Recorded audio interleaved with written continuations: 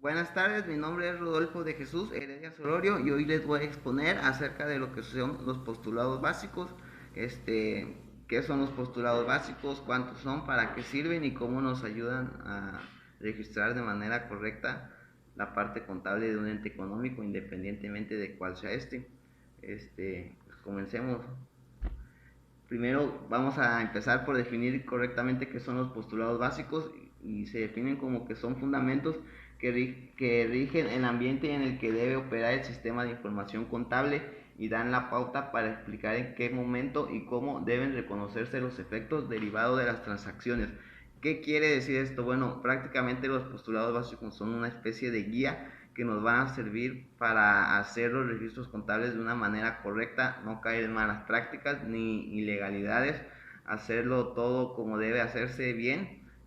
No nada más operan en México, son normas internacionales que nos sirven para registrar como debe de ser prácticamente todos los registros y no caer en malas prácticas o errores como comúnmente pueden verse en algunos casos. Vamos a comenzar con el primero de los postulados básicos, que sería la sustancia económica. Este postulado obliga a la captación de la esencia económica en la delimitación y operación del sistema de información contable. Esto quiere decir que deben operar con claridad, que todos los registros contables tienen que ser claros a la hora de efectuarse para que en caso de que alguna autoridad competente pida ciertos registros pueda tener todo bien definido y establecido y esté bien registrado.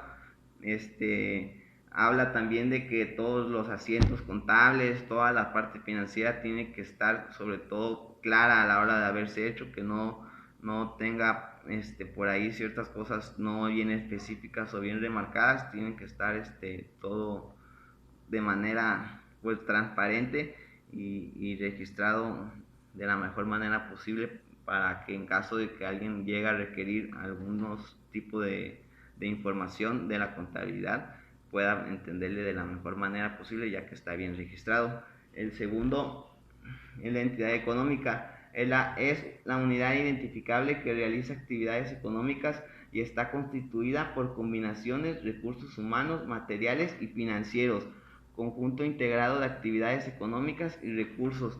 La entidad económica prácticamente es que no se mezcle la entidad económica en sí con algún socio u otro tipo de persona. Prácticamente quiere decir que, por ejemplo, si está la chequera o la cuenta del ente económico que se está registrando en la parte contable, no puede venir el dueño a sacar dinero y realizar compras ya personales que no tienen nada que ver con la empresa y las empieza a registrar como nombre de la empresa.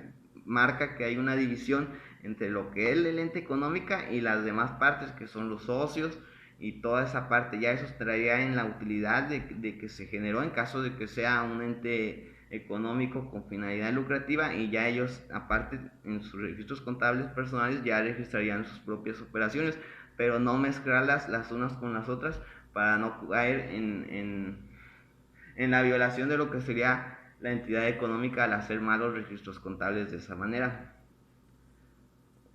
Otro sería el negocio en marcha. Este postulado dice que se trata la existencia permanente de la entidad económica dentro de un horizonte de tiempo ilimitado, salvo prueba en contrario. Bueno, este postulado está muy sencillo de entender. Vamos a tratar de explicarlo más brevemente.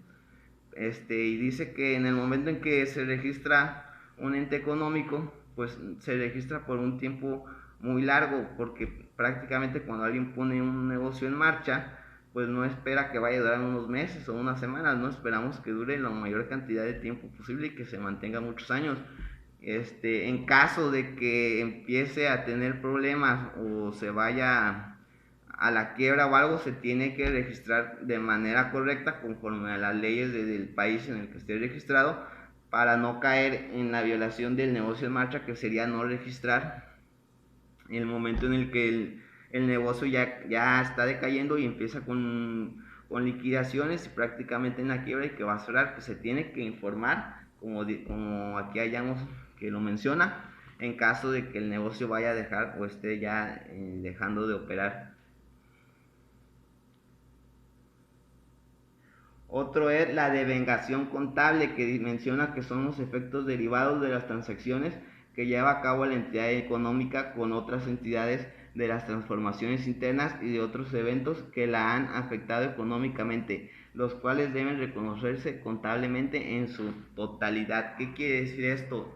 Que todo lo que se haga se tiene que registrar en tiempo y forma. No puede ser que se haga una operación ahorita, que una empresa solicite un crédito, pero como no lo va a pagar en el momento, decidan registrarlo varios meses después cuando se va a pagar, porque en ese caso se está incumpliendo con esta norma.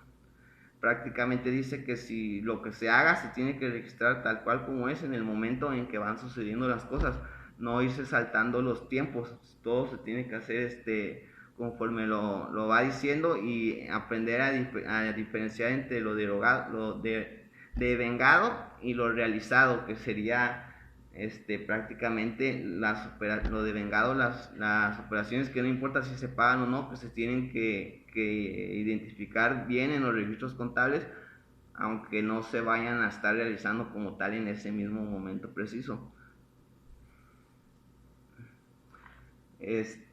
La que sigue es asociación de costos y gastos con ingresos. Los costos y gastos de una entidad deben identificarse en el ingreso que generen en el mismo periodo, independientemente de la fecha en que se realicen. Esto quiere decir que los ingresos van de la mano con los gastos. No puede ser que haya una empresa que esté obteniendo algo que es muy común aquí en México, ¿no? En los negocios, que se ha detectado mucho últimamente, que hay un negocio que tiene muchísimos gastos y está teniendo muy pocos ingresos, y sin embargo sigue operando como si nada, e incluso pues llevan años así, ¿no? Porque obviamente ahí están cayendo en una mala práctica, ¿no? Comúnmente es el lavado de dinero, pero pueden ser varias cosas, y en ese caso pues hay un mal registro de la parte contable. Lo que busca este tipo de postulado pues es registrar bien la parte de la contabilidad, para entender bien que lo que uno gasta lo está obteniendo en ingresos, que haya congruencia entre los dos, que por ejemplo si hay una pastelería que está comprando harina y huevos y pagando personal y todo, registre todos los gastos, para que después al momento de registrar los ingresos que obtuvo de la venta de sus pasteles, pues puedan tener esa conexión entre los dos de cómo invirtieron el dinero y las ganancias que obtuvieron producto de dicha inversión. El otro postulado es la evaluación, que dice que los efectos financieros derivados de las transacciones, transformaciones internas y otros eventos que afectan económicamente a la entidad deben cuantificarse en términos monetarios, atendiendo a los atributos del elemento a ser evaluado. ¿Qué quiere decir el de evaluación? Bueno, este postulado quiere decir que todo se debe evaluar de la forma correcta. En el caso, por ejemplo, una empresa que tenga también actividades internacionales, pues tiene que evaluar todo conforme a la ley de dicho país en el que esté registrado. No puede ser que tenga ciertas cosas, que compren cosas en dólares, por ejemplo, en el caso de la moneda, y después lo terminen registrando aquí también en dólares. Tendrían que hacer la conversión a pesos, y en prácticamente todas las operaciones tienen que tener cierta congruencia en las evaluaciones que se llevan a cabo de manera correcta, ¿no? Que no haya ciertas cosas que no estén bien definidas en cuanto al valor que tienen en ese momento todo lo que tengan registrado en todas sus actividades contables. También tenemos el de dualidad económica, que dice que en los estados financieros se incorporan partidas que constituyen representaciones de los recursos económicos de la entidad por un lado y de las fuentes de dichos recursos por el otro. ¿Qué quiere decir el de dualidad económica? Que debe haber un equilibrio. Si tienes si una empresa tiene un activo, solo hay dos formas de que lo haya obtenido: de manera externa, que sería a través de un pasivo, como por un préstamo que haya solicitado a través de otra fuente, o a través de manera interna, que vendría siendo un capital. Esto prácticamente lo que busca este postulado es tener la información sobre cuál es el origen del dinero que está entrando en dicha entidad. Otra práctica también muy común, ¿no? De repente que hay en negocios en los que entra mucho dinero, pero no explica exactamente, no está bien registrado de dónde está entrando ese dinero, que también es algo que pasa seguido y que en ese caso pues está la violación del postulado de dualidad económica. Tiene que haber un origen de todo ese dinero que se está registrando para llevar los gastos y las inversiones que después pueden transformar en utilidades según la entidad económica, pero todo bien claro y definido sobre cuál es el origen de todo esto, de todo este dinero en el que se está usando para la inversión y todo ese tipo de gastos. Y por último tenemos el de consistencia, que este postulado básico enuncia que las operaciones afectan a una entidad económica deben tener un tratamiento contable igual. ¿Qué quiere decir esto? Bueno, este postulado dice que a operaciones iguales, registros iguales. ¿Qué quiere decir? Es prácticamente que si una persona, una entidad económica que tiene un negocio de unas pizzerías, por ejemplo, y tienen motocicletas y las están registrando en un tipo de, a la hora de hacer asientos contables, etcétera, tienen un tipo de definición para esa motocicleta como equipo de transporte, por ejemplo, no pueden después que compren otra motocicleta registrarla en otro asiento. Tienen que tener todos si esa congruencia de que si se registran de una forma, un tipo de cosa que tengan se tiene que mantener y no irlos cambiando para evitar el desorden y como mencionamos sobre lo que tratan los postulados, las malas prácticas de hacer malos registros contables. Tiene que haber congruencia a la hora de registrar las cosas y mantener el mismo lineamiento a partir de que se hacen los registros para que todo sea de manera clara.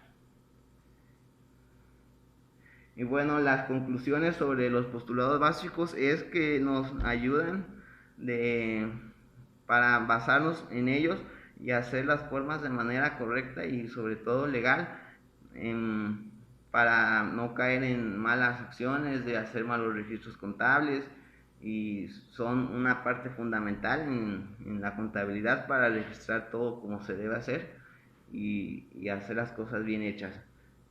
Muchas gracias por su atención y hasta luego. Buenas noches.